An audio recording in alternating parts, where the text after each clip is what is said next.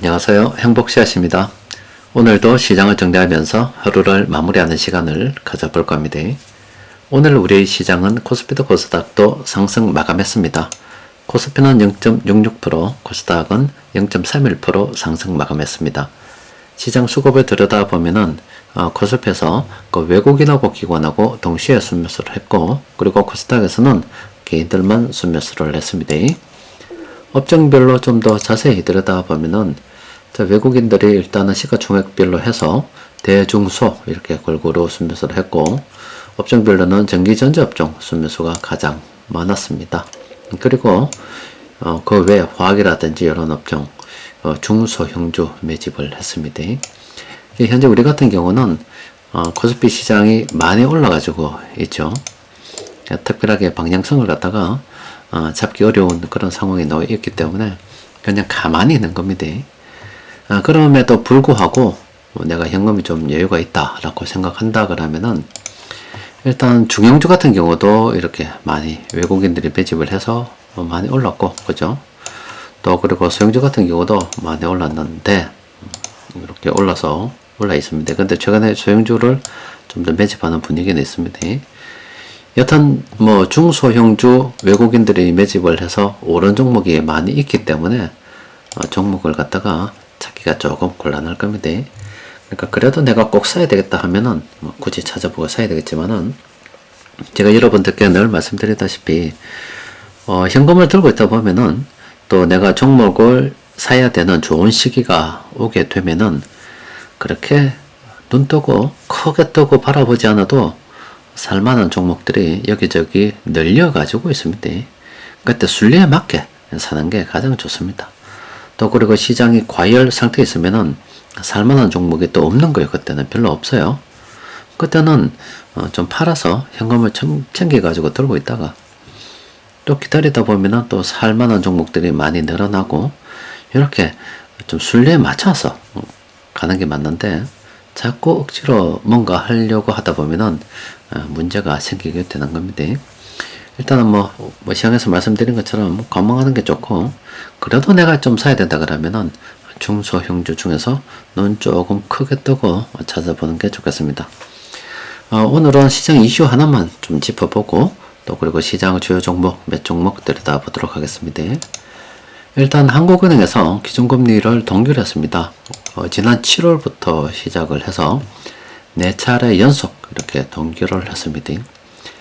기준금리를 갖다가 이렇게 동결을 한 거는, 일단 우리나라의 가계부채로 봤을 때, 우리나라 가계부채가 지금 뭐 2024년 4분기 기준으로 이렇게 본다 그러면은 전체 뭐 조사 대상 38개국 중에서 캐나다에 다음에 두 번째로 높다. 그러니까 가계부채가 지금 굉장히 높다 이 말입니다. 이 GDP 대비로 해서 높다 이겁니다. 또 그리고 가처분 소득 대비 가계부채 비율도 지금 굉장히 높다 이 이야기입니다. 빚이 많다 이 이야기입니다.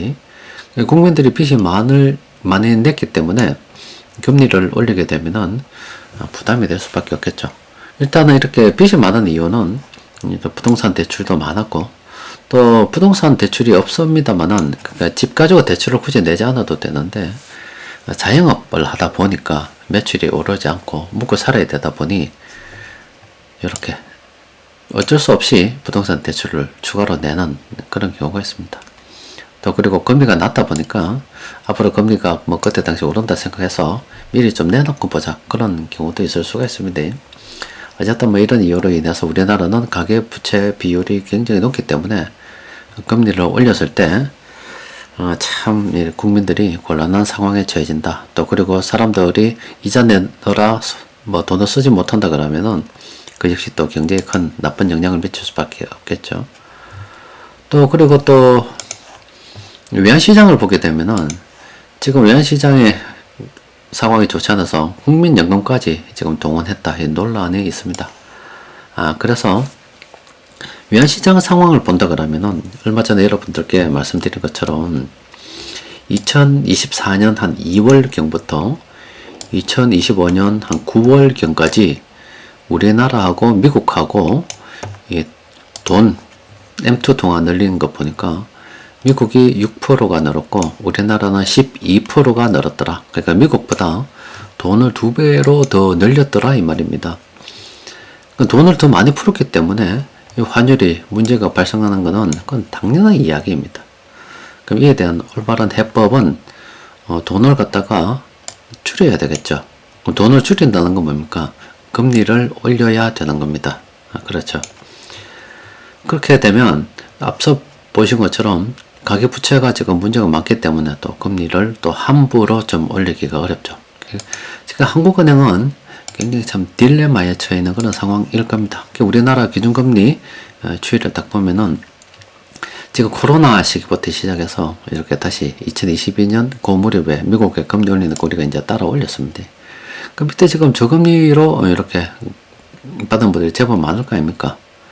근데 지금 변동금리라서 이렇게 금리를 이렇게 올렸을 때 그러면 이분들이 지금 높은 금리를 계속 부담을 하게 되면은 가계부채가 문제가 되고 또 이자 내느라 소비를 못하니까 또 경제 전반에 나쁜 문제가 발생이 될 수밖에 없겠죠.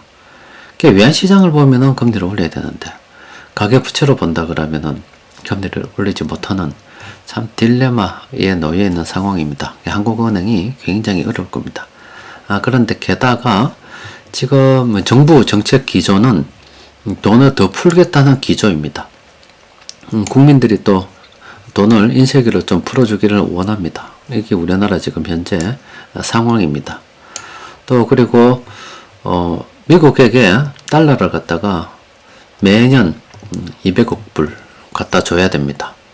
그러니까 또 외환시장에서 지금 달러를 어떻게든 뭐 이런저런 방법으로 조달해서 뭐 줘야 되겠죠. 그러니까 지금 뭐 여러 가지 상황이 좋지 않죠. 굉장히 상황이 좋지 않다. 그래서 제가 여러분들께 말씀드린 거는 원래는 인플레이션이 발생을 하게 되면 돈의 가치가 하락하기 때문에 돈을 빌려서 레버리지에 대해서 생각해 보는 게 당연하다. 그런데 일단은 돈을 빌리게 되면은 그 이자 부담을 갖다가 지어야 되는데 그 이자를 감당할 수 있는 그 수준이라고 하는 게 사람마다 생각하는 게 조금 다를 수가 있지만은 극단적으로 한번 생각해 보는 게 좋다. 그럼 그건 뭐냐? 지금 1980년부터 이 장기 금리가 쭉 하락하던 시대는 지금 끝났다. 하락하는 과정에 이제 금리가 이렇게 오르고 뭐 이런 게 있죠. 하락하는 과정에. 지금은 그 하락 추세가 끝나고 장기 이렇게 금리가 상승하는 건데 상승하는 과정에 금리가 이렇게 돼 있기 때문에 지금 이제 또 이래 올라가겠지. 이게 많겠죠. 그럼 최악의 경우는 어디로 봐야 되느냐? 여러분들 월급 뭐 받아가지고 뭐 하기 어렵잖아요. 갚기가 어렵잖아요. 그러니까 어느 정도 봐야 되느냐? 예전에 1980년대 고무렵에 최악의 경우에 미국 기준금리가 20%였습니다. 제가 기준금리가 20%지 사실은 시중금리는 저것보다 더 합니다. 그래도 기준금리로 봤을 때 한 20% 정도로 내가 감당할 수 있는 수준. 그러니까 내가 1억을 빌리면 1년에 한 2천만 원 정도 이자를 감당할 수 있다. 5억을 빌리면 1년에 내가 한 1억 정도 이자를 감당하고 뭐 나머지 남는 돈으로 뭐 생활비하고 먹고 사는데 뭐 전혀 지장이 없다. 뭐 이렇게 계획을 하면 돼요. 근데 미친나? 어떻게 내가 연 20%를 갚노? 그건 너무 극단적인 이야기가 아니냐라고 이야기를 할 수도 있습니다. 맞아요. 극단적인데 항상 뭐 일을 할 때는 상황을 봐서 가끔은 극단적일 때는 그런 극단적인 상황에서도 나는 문제가 없다. 그런 어떤 계획이 좀 필요한 거예요. 항상 낙관적인 계획만 세우는 게 아니라 최악의 경우에도 내가 버틸 수 있는 그런 계획을 세우는 게 굉장히 중요합니다. 여러분들 그 부채에 대해서 생각을 해봐야 돼요. 지금은 뭐 돈이 좀 늘어나는 그런 추세라서 아직도 약간 좀 괜찮습니다만은 지금 한국은행도 이제는 금리 인하를 끝내고 지금 올리려고 하는 그런 분위기인 것 같습니다. 왜냐면은 정부에서도 지금 돈을 갖다 계속 푸는 분위기이고 또 심지어 그 있던 달러마저도 지금 외국에도 지금 빼내려고 하는 입장이니 달러에 비해서 우리나라의 한국 돈이 더 많이 원화가 더 많을 수밖에 없잖아요. 그럼 외환시장은 더 안 좋을 수밖에 없다고. 그럼 외환시장이 안 좋게 되면은 물가 비쌀 수밖에 없잖아요. 여러분들 기름값 더 비싸게 낼 수밖에 없고 외식 물가 더 비싸게 낼 수밖에 없어요. 그러니까 한국은행에서는 어떤 식으로든 이 늘어나는 원화를 줄일 수밖에 없습니다. 그럼 그게 바로 금리를 갖다가 올리는 게 됩니다. 여러분들 요거 가만히 생각해 보시고 여러분들의 그 부채에 대해서 생각해 봐야 됩니다. 그러니까 사실은 이것도 조금 늦은 감이 있죠. 여러분들이 지금 우리 코스피 지수를 봤을 때 지난 10월 있잖아요. 10월 말 9월부터 시작해서 제가 말씀드렸잖아요. 떨어질 때는 참 어렵다고. 순차적으로 이때 조금씩 현금화 시켜서 있죠. 그러니까 현금 들고 있는 거 가지고 대충 보고 빚을 갖다 어느 정도 좀 던져서 마무리 뭉개놔야 되는 거예요. 그래놓고 이제 또 보고 이래야 되는데 뭐 낙관적으로 보고 가만히 있었다 그러면은 이제 상황이 나아질 때까지 지켜봐야지. 기도하면서 지켜봐야 되는 거죠. 그래서 자칫 잘못하면 여러분들 이 빚 관리 잘못하면은요, 여러분들이 10수년간 아니면 20년간 30년간 경우에 따라서는 평생 여러분들께서 고생하면서 일과 온 여러분들의 재산 있죠, 한 방에 날아갑니다. 거짓말 같지만은 한 방에 날아갑니다. 그리고 지금 우리나라 국민연금 뭐 1년 사이에 얼마 사이에 돈이 많이 불어가지고 뭐 국민연금 이제 고갈 시기가 뭐 또 이런 이야기 이제 안 하잖아요. 또 돈이 많이 불었기 때문에. 그런데 그것도 가변적입니다. 자산시장에 거품이 꺼지게 되면은 주식시장에 주식 보유를 많이 하고 있는 그 국민연금의 수익률이 좋을 수가 있겠습니까? 지금은 한 2047년 돼가지고 국민연금 고갈이 된다고 난리치기다가 수익이 늘어나서 2080년까지 뭐 이렇게 가서 아이고 이제 여유가 생기네. 20대도 받을 수 있는 일하다가요. 지금 이만큼 늘어난 거 아닙니까? 주식시장이 올라서. 그죠? 그러면 주식시장이 떨어지게 되면은 이게 쭉 돼가지고 2080년이 갑자기 2035년이 될 수가 있어요. 2035년 되면은 고갈이 되어서 그러니까 이게 끝난다. 이렇게 될 수도 있습니다. 그러니까 이 가변적인 걸 가지고서 이야기를 하면 안 됩니다. 이건 꼭 어떤 거냐면은 여러분들이 주식을 팔아야 수익이 확정이 되는 거잖아요. 그래서 주식이 이렇게 오르는 기간 동안에 어제보다 뭐 몇백만 원 더 벌었다. 오늘 소고기 사 먹자. 또 내일 또 올랐다. 또 소고기 사 먹자. 그래서 계속 소고기 사 먹는데 있다 보니까 오늘 또 떨어지고 해서 원금 까먹었다. 그러면 그동안 사 먹은 소고기는 뭐가 됩니까? 그 빚내가 사 먹은 게 되잖아요. 그러니까 이 뭐 어떤 실현되지 않은 이 수익에 대해서는 그렇게 우리가 크게 뭐 흥분할 필요가 없습니다. 실현되어야 되는 거예요. 여러분들도 주식 투자하다 보면은 어느 시점에 따라서 좀 챙겨댔든지 현금으로 좀 챙기는 그런 지혜가 필요하고, 어떨 때는 좀 강하게 용기 내가지고 주식을 좀 많이 보유하는 그런 용기를 좀 내야 될 텐데, 어쨌든 지금은 좀 단기적으로 좀 올라서 그냥 좀 가만히 지켜보는 게 더 낫다, 이런 상황입니다.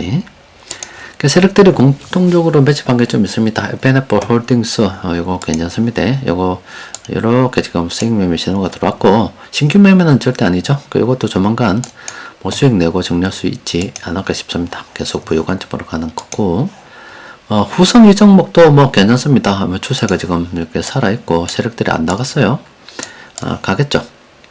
그래서 들고 있는 사람들은 들고 있는 거고, 이거는 뭐 신규 매매는 아닙니다. 이미 들고 있는 사람들이 들고 있는 거고, 이 종목 이렇게 가고 있다 이런 상황이지 지금 사야 됩니다 이런 건 없어요. 그러니까 오늘 본 것 중에서 사야 되는 건 없다 이 말입니다.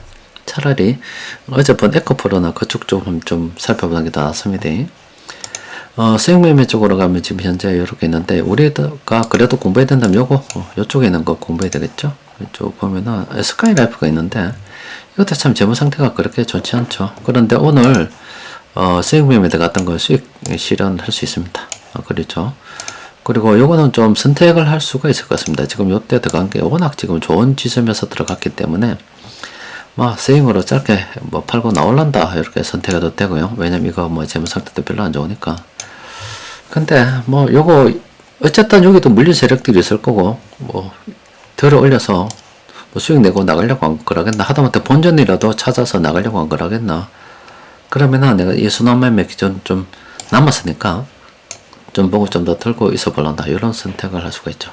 이것도 지금 신규 조건은 아니다 이 말입니다. 이거는 얼마 전에 수익 매매한 사람들에 대한 사람들에 대한 이야기이지 오늘 처음 이 종목을 보고서 사야지 이런 관점은 아니다 이 이야기입니다. 그리고 뭐 나머지 종목들은 없습니다. 여튼 오늘 한국은행이 걸린 이 외통수에 대해서 먼저 조금 생각을 해봤는데 한국은행이 이제 이것도 선택을 할 때 대의를 선택할 수밖에 없습니다. 그러니까 이 국가 전체를 생각할 수밖에 없다고요. 그래서 한국은행에서 금리를 올리든 내리든 영향을 받는다는 것도 압니다. 금리를 올린다는 것은 시중의 돈을 줄이는 거고, 금리를 올리는, 뭐 한국은행에서 지금 한두 번 금리 올렸다 내렸다는 건 아니다, 아닙니까? 오랜 기간 동안에. 그럼 올릴 동안은 사람들이 부도난다는 거 알아요. 돈을 푼다 그러면은 이것도 빈부격차가 벌어지는 것도 안다고. 다 압니다. 그래서 다 알면서도 어떤 전체 이 국가라는 게 원활하게 나아갈 수 있도록 중간에 어떤 잔챙이 개인들의 희생이 있을 수는 있지만 이 국가를 갖다 원활하게 끌고 나가기 위해서 그런 선택을 할 수밖에 없어요. 근데 이런 선택을 할 때 지금 요즘 같은 시기 가계부채도 지금 엄청나고 외환시장도 지금 굉장한 상태에서 상황 봐서는 금리를 무조건 지금 올려야 되는 그런 상황인데 지금 정부에서는 재정 투입을 더 하려 돈을 풀려고 그러고 또 그리고 미국한테 돈을 또 뭐 달러를 갖다 이제 줘야 되는 그런 상황이 되다 보니까 한국은행에서는 내보고 웃자라 이 말이야. 사고는 정부가 치놓고 너가 지금 해야 되는데 왜 내 수습을 내한테 또 맡기나 이런 불만이 있을 수도 있어요. 그건 뭐 한국은행인데 여러 입장 이해를 잘 하시고 그거는 저것끼리 이야기고요. 그럼 실제 우리한테 영향받는 거는 뭐냐? 환율이 높아지면 우리 물가가 이렇게 높아진다는 거 생각 좀 해야 되고 금리를 올리면 우리가 이자 부담이 이게 높아지는 거 생각해 봐야 돼요. 그러니까 물가가 높아질 때도 이자 부담이 높아질 때도 나는 가장으로서 우리 가족을 갖다가 안전하고 행복하게 이끌어 나갈 수 있는 정말로 능력 있는 선장이 될 것인가 말 것인가 그거는 종합적으로 자기 상황에 맞춰서 판단을 해야 되겠죠. 자, 오늘은 여기까지 정리하도록 하겠습니다. 이상입니다.